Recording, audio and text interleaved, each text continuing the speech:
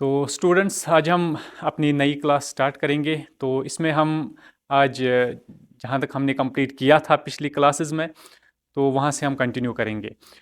तो आज की क्लास पे हम देखेंगे सबसे पहले कि जो आपकी रेडियस ऑफ कर्वेचर होती है, हमने ऑलरेडी टर्म्स पढ़ी थी और मैंने कहा था वहाँ पर आपको रेडियस ऑफ कर्वेचर क्या होती है, फोकस क्या होता है। तो ये सब चीज़ें मैंने वहाँ पर डिस्कस की थी और ये आपको याद भी होगा। तो उसके बाद यहाँ पर हम इसको प्रूव भी करेंगे कि रेडियस ऑफ कर्वेचर जो होता है ये डबल होता है आपके फोकल लेंथ से। तो दो चीज़ें आ गई आपकी, radius of curvature and focal length. ये दो चीज़ें जो है इनका आपस में एक रिलेशनशिप है। उस रिलेशनशिप को आज हम पहले प्रूव करेंगे। तो प्रूफ के लिए हमारे पास करना क्या है, हमें इसमें कुछ चीज़ें लेनी है। जैसे ये आप डायग्राम देख रहे हैं, डायग्राम में आप देख सकते हैं यहाँ पर आपका एक कनकेव मिरर है और दूसरा यहाँ पर आपके पास ये इंसिडेंट रे आ रही है, ये रिफ्लेक्टेड रे है आपकी। ये आपका नॉर्मल होगा, CA ये आपका नॉर्मल होगा और साथ में ये एंगल ऑफ इंसिडेंस और एंगल ऑफ रिफ्लेक्शन, ये सारी चीज़ें यहाँ पर है। अब ये जो F और P इनके बीच में जो डिस्टेंस है, दिस इज F यानी फोकल लेंथ आपकी है ये, और C और P के दरमियान जो डिस्टेंस आपकी है it is R, that is radius of curvature. इन्हीं चीजों को हम यहां पर डिस्कस करेंगे। तो सबसे पहली चीज जो है यहां पर हम देखेंगे, आपके पास इसमें है CP। ये जो CP है इट इज R, इसको आप कहते हो रेडियस ऑफ कर्वेचर।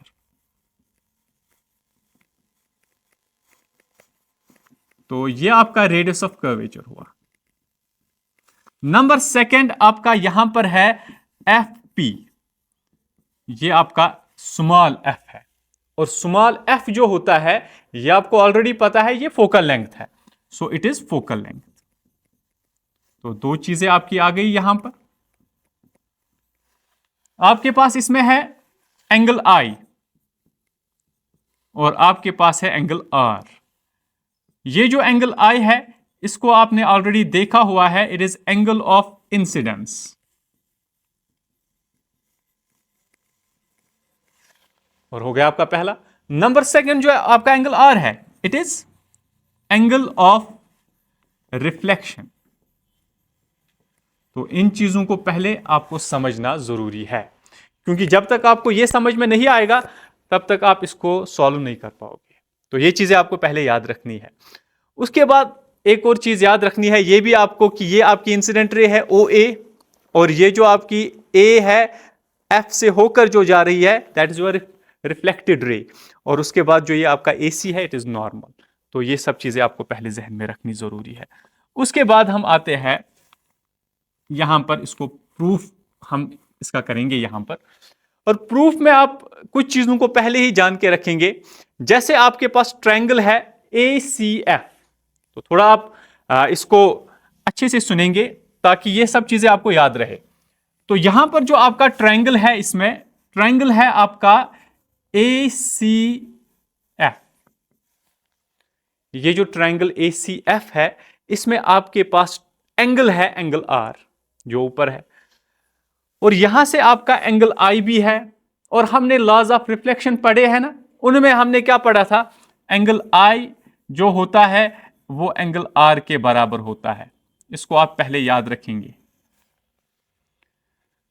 अब ये जो आपका एंगल होगा दिस वन, ये एंगल जो है लेट इट बी X, इसको हम X रखते हैं।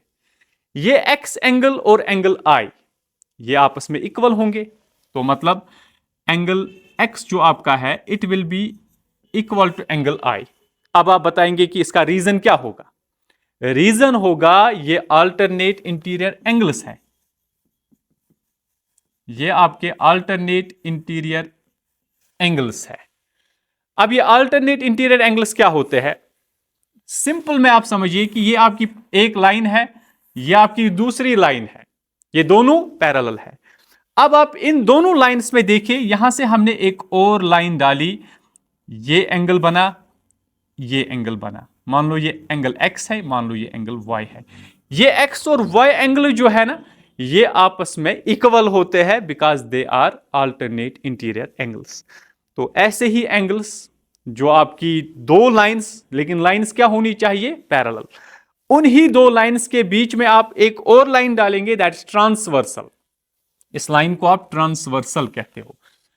अब इस ट्रांसवर्सल के अपोजिट साइड्स पे जो दो एंगल्स बनते हैं उन्हीं को आप अल्टरनेट इंटीरियर एंगल्स कहते हैं। तो इसी वजह से ये एंगल एक्स जो है ये एंगल आई के बराबर है।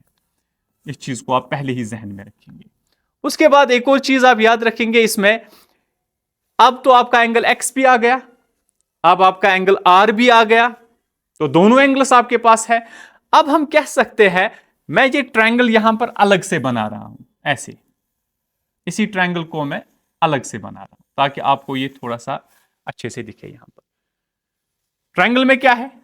This is your angle x, this is angle y, दो एंगल्स है। अब आप क्रॉस करके देख लीजिए। क्रॉस क्रॉस क्या होता है? ऐसे दिस वन, देन यहां से हम करेंगे इसको एक सेकंड,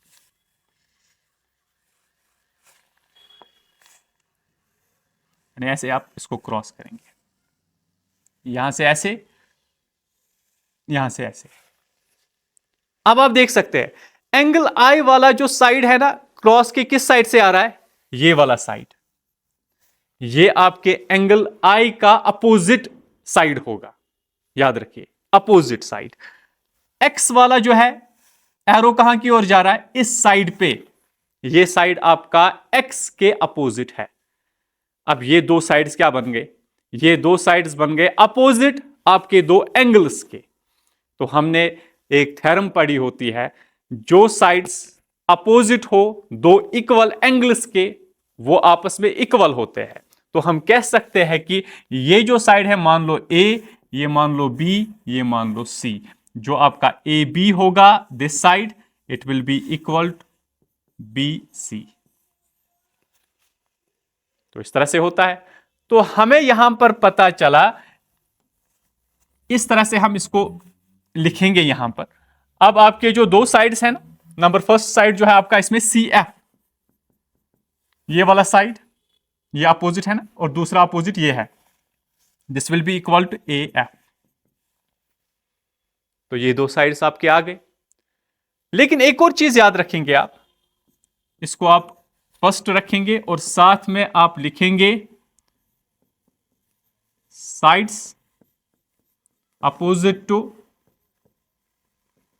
इक्वल एंगल्स। जो साइड्स अपोजिट होते हैं इक्वल एंगल्स के, वो इक्वल होते हैं। तो सी एफ ए एफ के बराबर हुआ।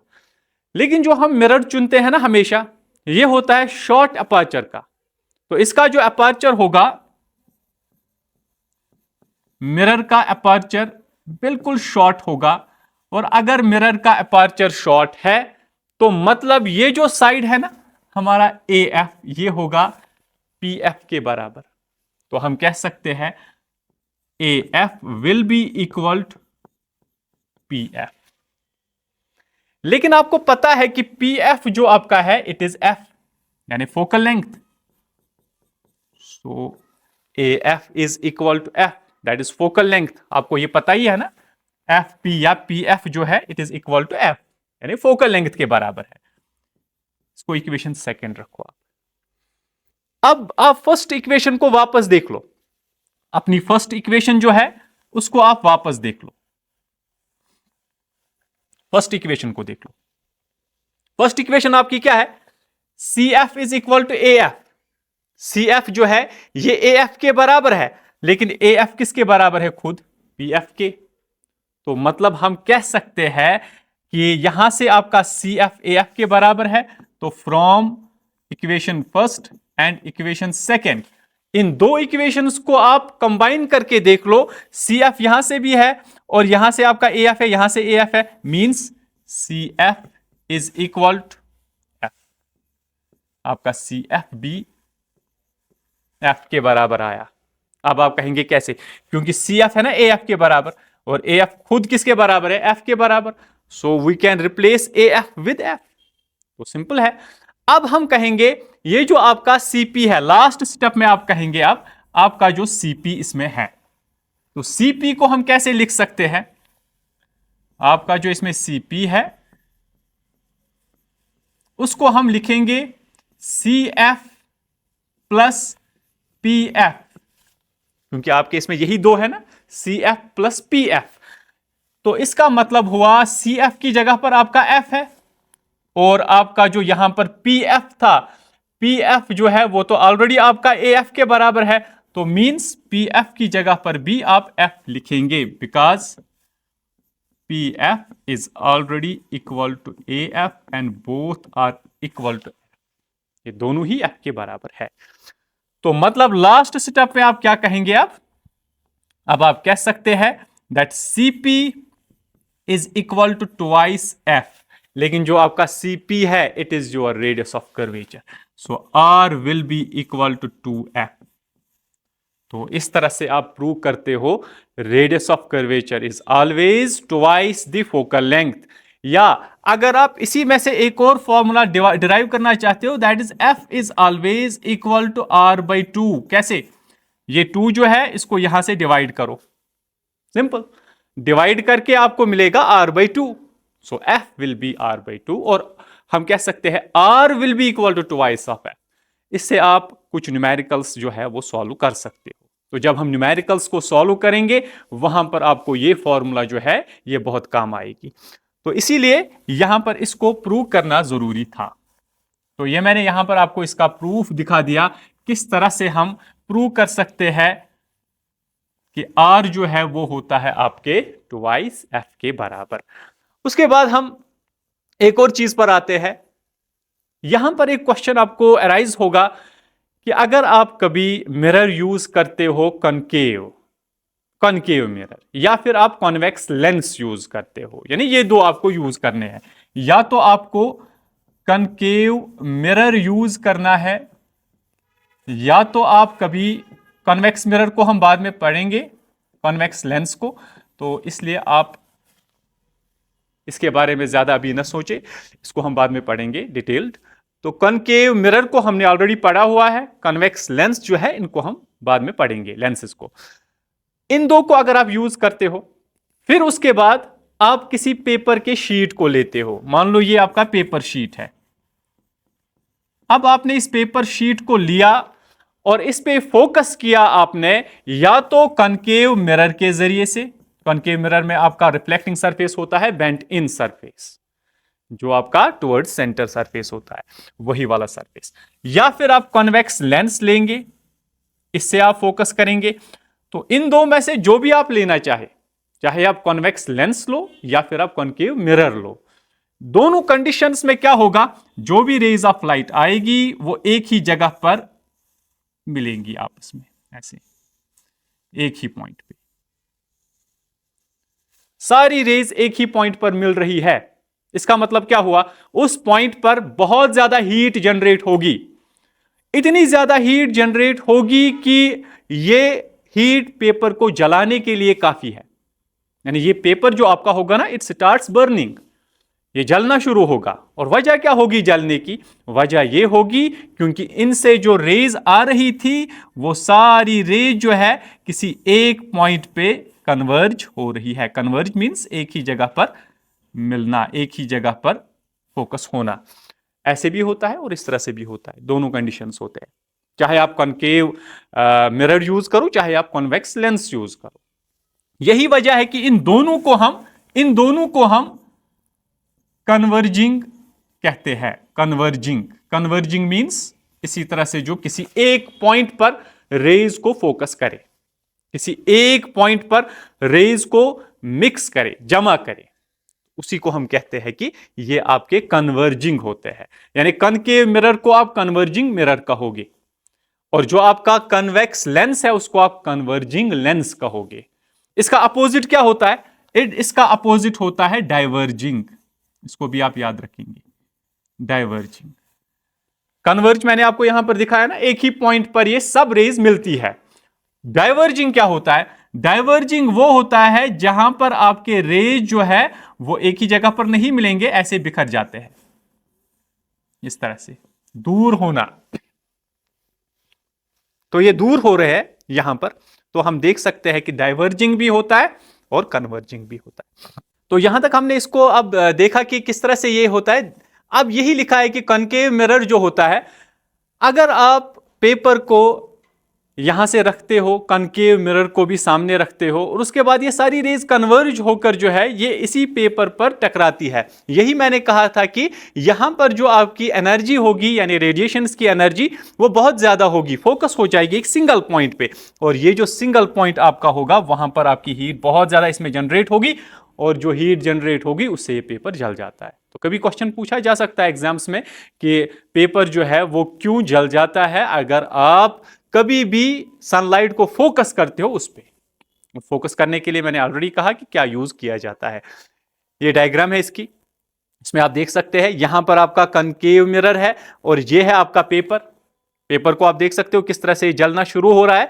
ये यहां से पैरेलल रेज आ रही है, हीट रेज आ रही है, और उसके बाद यहां से एक और यहां से एक, ये सब इस पे मिक्स होगी। ये यहां पर सारी जो है ये कन्वर्ज होगी, ये मिलेंगी एक ही जगह पर, एक ही पॉइंट पर। और ये जो पॉइंट आपका होगा ये फोकल पॉइंट होता है, आपका फोकल पॉइंट होगा ये, और इसी पॉइंट पर बहुत ज्यादा हीट जनरेट होगी और इसी से ये पेपर जो है ये जलना शुरू हो जाता है। और एक इंपॉर्टेंट चीज याद रखेंगे आप, इस प्रोसेस से, इस एक्टिविटी से आप फोकल लेंथ भी निकालते हो किसी मिरर की या लेंस की। जैसे आपके पास कॉनकेव मिरर है, आप एक शार्प इमेज हासिल करोगे पेपर और सन को ये यहां पर लेकर। फॉर एग्जांपल आपका कॉनकेव मिरर है, यहां से आपने कॉनकेव मिरर को लिया, पेपर को एक जगह पे रखा, सन रेज जो है उनको कन्वर्ज किया। जितनी डिस्टेंस शार्प इमेज और इस मिरर के बीच में होगी, that will B focal length of that mirror. Lens के साथ भी सेम है, यहां से सन होगा, लेंस को आप रखोगे किसी एक पॉइंट पर, यहां से पेपर रखोगे और पेपर जो है इस पे शार्प इमेज हासिल करोगे। शार्प इमेज जब हासिल होगी, वहां से लेकर इस लेंस तक जो डिस्टेंस होगी that will B focal length.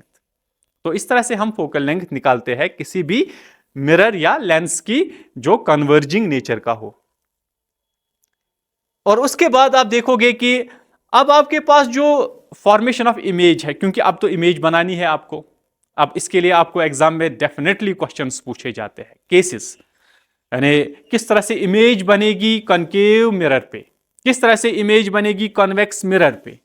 कभी लेंसेज का भी आता है, वहां पर आप देख लेंगे, वो उसको भी हम एक्सप्लेन करेंगे वहां पर अपने वक्त पे। तो यहां पर आप देख सकते हैं कि अगर आपके पास मिरर्स है, इन पे इमेजेस आपको बनानी है, तो इमेजेस बनाने के लिए पहले रूल्स होते हैं। तो एग्जाम में आपको आता है, इस पे क्वेश्चन डेफिनेटली होता है एग्जाम में, तो इसको अच्छे से समझने की कोशिश करेंगे कि रूल्स क्या होते हैं कॉनकेव मिरर पे इमेज फॉर्मेशन के, और कॉन्वेक्स का भी हम देखेंगे। तो दोनों के लिए जो रूल्स है उनकी यहां पर आप देखेंगे कि पहला रूल जो है, जब भी रे ऑफ लाइट पैरेलल हो किसके, जो कि आपका प्रिंसिपल एक्सीस होता है, उसके पैरेलल हो, तो वो रे ऑफ लाइट जो है रिफ्लेक्ट होके फोकस में से पास होगी। यहां पर आप देखेंगे ये है आपका, मान लो कॉनकेव मिरर, मान लो ये कॉनकेव मिरर है। अब ये है इसका प्रिंसिपल एक्सीस, ये यहां से इंसिडेंट रे आई, ये पैरेलल है, इसके दोनों आपस में पैरेलल है, और ये आपका यहां पर फोकस है। ये रे ऑफ लाइट हमेशा फोकस में से पास होगी। This is first rule.